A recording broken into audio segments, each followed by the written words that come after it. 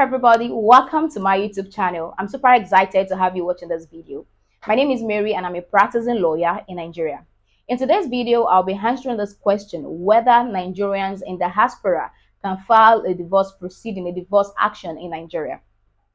So to start with, let me mention that this question I will be answering is actually in respect to statutory marriage. I've explained statutory marriage in a couple of my videos that it means a marriage under the act, what people call court marriage. In a situation whereby you contracted the marriage under the Marriage Act and you want to know, probably you're not in Nigeria, you want to know if it's possible for you to actually file a divorce action. What is important is for the court to determine whether he has power, whether the court has power to entertain your application. And with particular factor that is very, very important is domicile. That is, are you permanently in Nigeria? It is understandable if you're actually out of Nigeria for a short trip, but what is important is Nigeria the place you call home? I'm not talking about you being a citizen of Nigeria. We are talking about the fact that do you, for a couple of time, have you been in Nigeria, even if you're not in Nigeria currently, in that other country where you are you there permanently, or there is probably a short trip? So that is what is important. So in that regard, the answer is yes, provided that you can provide the court with a Nigeria address, with an address in Nigeria, that you actually reside in Nigeria and you are actually out of Nigeria just for a short moment. Probably you're in the UK for vacation, or but that is just what is very, very important here. So what I'm saying in essence is it is possible for you as a Nigerian in the diaspora to file a divorce proceeding in Nigeria, but you must provide the court with necessary information to make the court understand that you live in Nigeria, but you are only out of the country for a short trip. Okay, so because I've mentioned in a couple of my videos that it is quite important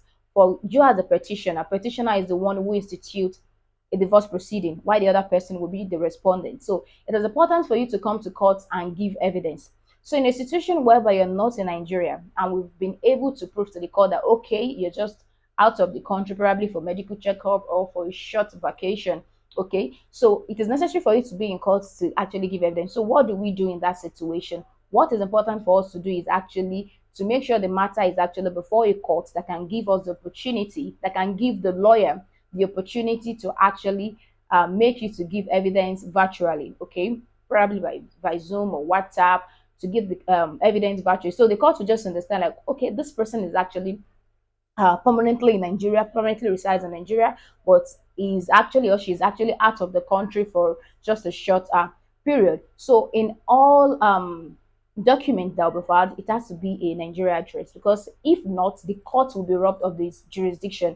So that means the court will not be able to actually hear your application. So I've been able to answer the question that all that is necessary is the fact that you have to provide a Nigeria address.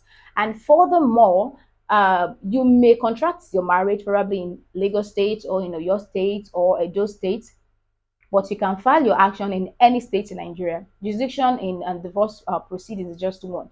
What is important is you filing it in Nigeria.